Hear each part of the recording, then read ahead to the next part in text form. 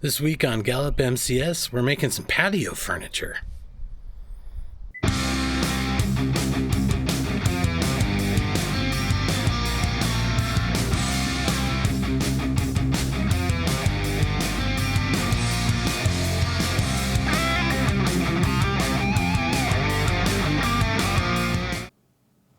Well, hello everybody, and welcome to the channel. If you're new here, please subscribe for our weekly content every Friday. My name is Josh Gallup, and the gentleman you see here chopping wood, that is John Gallup. He's my father. And today we are making some patio chairs. These patio chairs are based very similar in design to a fellow YouTube channel that I found called Cedar River Woodworking. And Cedar River Woodworking, I'll go ahead and put a link in the description as well. But he makes this chair completely out of construction lumber. In this case, we're using pressure treated pine. That's what's available here in Tennessee. And right now we're just cutting up all the pieces before assembly.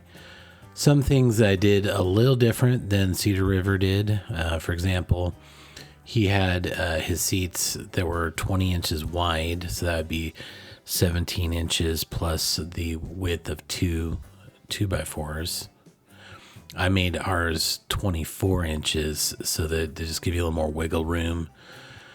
And here I'm assembling the armrest and leg assemblies. I put them on the floor here of the shop just so that it would be a nice flat surface. My workbench is not conducive for working with two people, so I've got that set up here temporarily on a old wooden chest that I built for my the room that had my litter box in at my last house. So yeah, we're just sanding off some edges and making sure there's no burrs or nibs that could potentially give somebody a splinter if they were to sit on it.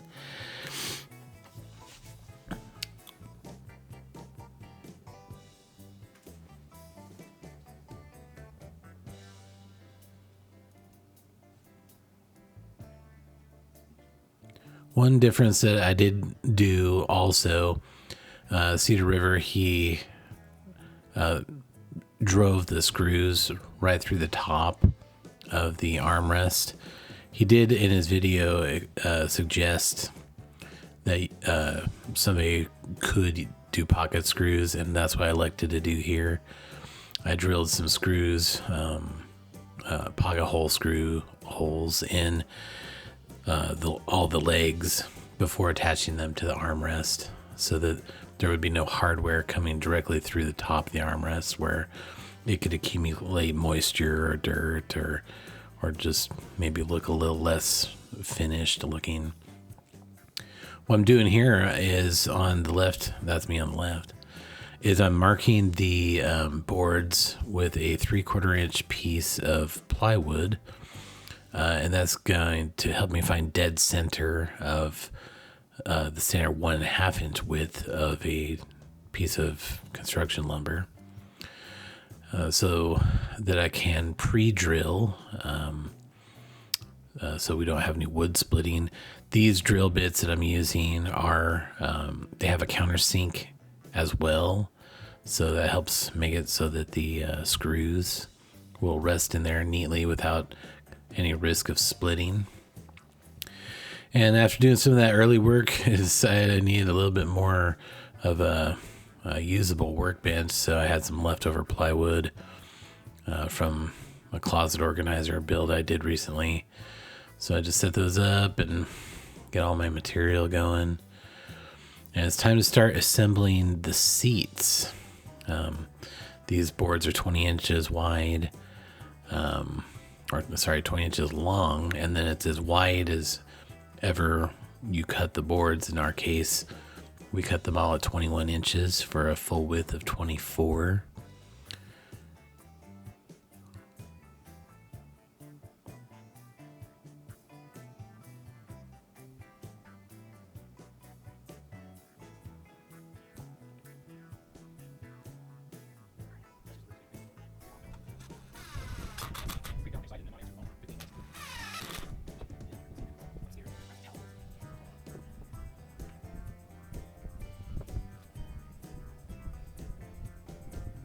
So once the perimeter of the seat is ready, it's time to take some wood boards and lay them out. This is actually the upside down view.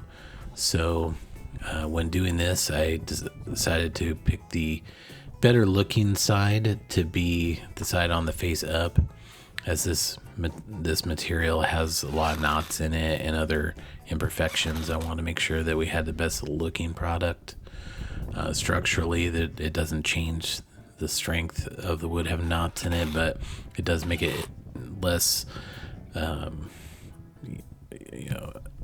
what's the word I'm looking for? Doesn't make it any easier to stain and finish and make it look nice or last long. It'll collect water and stuff. So what I'm doing here is each of the boards are easily spaced at 1.5 inches per the design. So you just using a couple of scrap blocks of wood from the tails of the boards that were cut, we're able to use those as spacers, and then that allows for the 1.5 inch gap there that's needed. It also makes it easy for placement. I don't have to measure anything. And just drive the screws in, and that's it for the seat.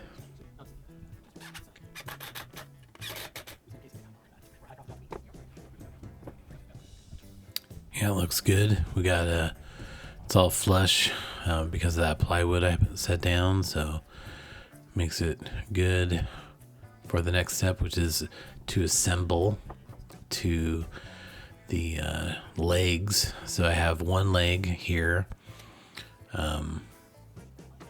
laid out. I just shimmed it up with a couple blocks of wood so it's more level. And I marked out on the leg 15 inches from the bottom. That's where the top of our seat is going to be.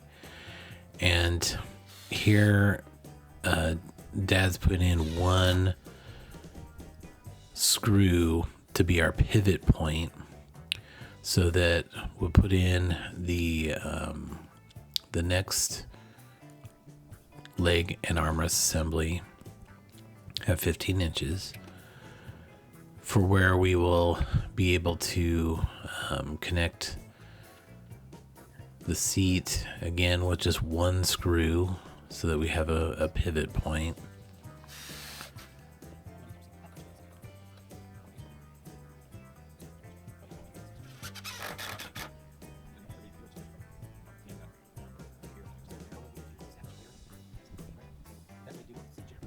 Okay, so now I'm gonna set it down on a flat surface, i.e. my floor, using a level. It'll allow me to mark out exactly where to attach the seat to the rear legs and lock that pivot point in. And so that's what we did, and here we are attaching the back. The dump truck there is Mrs. MCS, drives that to work every day. And so yeah, we're just driving some screws to hold the backrest in place. The backrest is cut at a 15-degree angle. The Cedar River guy did a really good job explaining how he did it. I just set it on the chop saw and cut it at 15 degrees, and it worked out perfect. I didn't need to do any special jigs or anything, but his jig idea seemed like it's probably safer and probably better if you have a smaller saw to use. So yeah, we screw the backrest not only to the armrest but also to the legs in a good triangulation to create all these structural integrity. Starting with the top board, connecting that to just like we did with the seat, where we're going to create the box and then put in each of the slats. One thing I did notice during this build is that I actually have a pretty good size gap at the bottom of the backrest, and that's actually in my favor. I'll show you on the next video when I do the upholstery. I've got some foam and some seat covers. I'm going to show you guys how to make your own seats in an kind of an easy, cheater way, but save you tons of money. And the width being 24 inches, like I mentioned before, the depth will accommodate a 24-inch cushion because of the gap on the bottom row. So what that does is that's going to give us room to add a cushion, although the gap isn't so bad that it doesn't cause any comfort issues or any structural issues. It's just a larger gap than 1.5 inches. So yeah, I'm just gonna screw these in real quick, and then once those are all in, we'll give it a test fit, see how it feels to sit in, and see if there's any adjustments needed after that.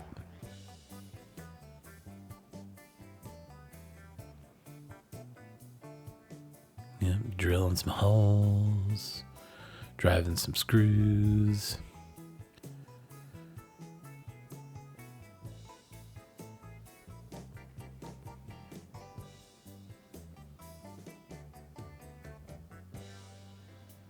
And turn on its side so that we can reach where the drill holes go for the bottom underneath the armrest.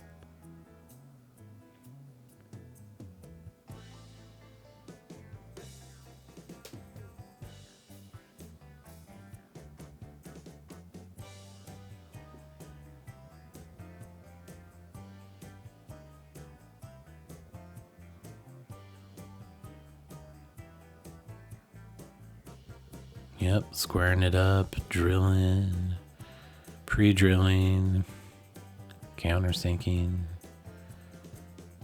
driving the screws. Miss Kelly, you come and check this out. I can look at it. I don't want to break it. You ain't gonna break it. Let Josh sit in it since he built it. You can sit on his lap and be all right. Yeah. It's nice. Isn't that wide nice? enough Oh for you? yeah, that's the right pitch. That looks good. It looks good. I made it wider than the plans because I was just gonna say you need to make it wide because I got burthen hands. we might have Big Elvis might come here someday. So what's really great about these chairs is that they are so sturdy. They're weather resistant because of the pressure treated wood. Once I got some stain on there, they're going to be even more resilient. But yeah, you could, because it's like 2x4s, right? I mean, you could practically drive a truck over these things. Not that I'm recommending that, but here I'm just doing the same exact thing. Dad's left for the day, so I'm just putting these together, but in the same exact way. I just wanted to give you guys a different angle so you can see it. I had a little less room than yesterday, so actually my flat spot was off camera, so that was through the magic of YouTube. I was able to mark and level this piece in the blink of an eye. So yeah, we're just setting in some screws to hold the seat on firmly, one on each side. Oh, I didn't mention earlier as well that the left and the right leg and armrest assemblies are mirror images of each other. So when you do make the chairs, you have to make them be the exact opposites so that you have a flush side on the inside track to screw your chair legs to, or screw your seat to. So yeah, just get that locked in.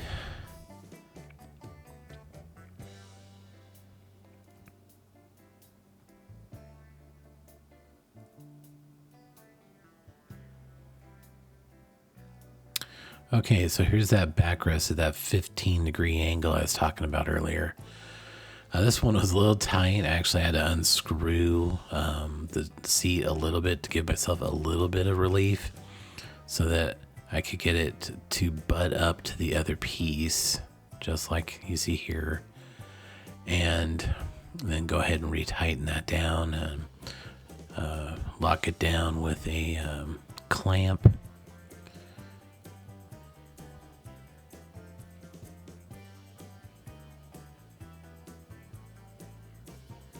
That looks good. We'll lock it with a clamp and then put in 3 screws, countersink bit screws.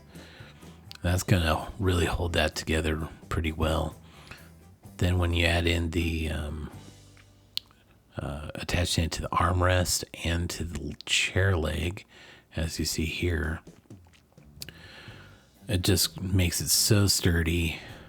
These chairs are incredible. And one of the things that I realized when I was budgeting for these is you look at patio furniture, you know, for sale, and you know, whether it be at like a department store or a furniture store or wherever, the prices are very you know, they vary quite a bit. But for like your typical basic like Target or Home Depot type set, you're probably gonna be out about maybe between $300 and $600 for a patio set, and that's only gonna probably last a couple years because they're made thin, they're made cheap. You know, if you don't store them inside in the winter time, it just takes a toll on them. You leave them out in the sun with no shade, it'll, you know, degrade the materials. But these, when budgeting, I think in total in materials, I spent about $24-25 per chair. So being that it took a day to make these, I would probably charge for a raw chair. I'd probably charge maybe $65. For a chair that's sanded and stained, probably more like $100 per chair. But that's still cheaper than buying one of these at a place like Home Depot or Lowe's or whatever, and you're gonna get a way better quality product. I'm not a furniture builder by trade, but being a handyman, you have the tools and the skills needed to do a project like this for yourself or for a customer. In this case, I'm just doing it for myself. And it's to complement my patio set, or not patio set, but my patio shade sails, which are going to be a big video project that I've been working on to come out in the not too distant future. But up until this point, my patio is pretty much unusable. It's south facing. It gets direct sunlight for the entire day, and there's no shade, there's no patio furniture. So I'm building these chairs. I'll put the shade sails. Mrs. MCS would like a hot tub. We might go the inflatable route because a full-blown hot tub's like 10 grand installed. Knowing me, though, you probably realize I'd probably just do it all myself, and but it's still, you know, saw a sale at Home Depot today. They were selling kind of budget-friendly hot tubs for about $4 grand. So you add about another $1,000 in materials and whatnot. You could probably do it yourself, but the inflatable ones are $300. Sorry for the sidetrack. I'm just screwing in the last couple screws here on this backrest. Then I'm going to remove the blocks and carry the chair over to my patio where it's going to sit out in the sun for a few days to start drying out this wood so that I can sand and stain it. This is green lumber. I mean, you could probably build a deck with this wood and be fine. It makes it easy to work with. It is heavier, but it's easier to work with. There's no splinters or anything.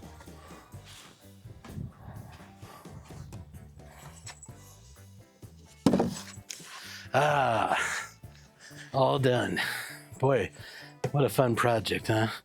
Didn't take too long, just maybe a little less than a day. Got 4 pretty good chairs. I'll maybe wait a couple weeks before I, sand and stain them, just so that they're, because they're a bit green right now, so they need to dry out a bit before it'll take a stain. So I'll probably see you then, and also see you next Friday on Gallup MCS.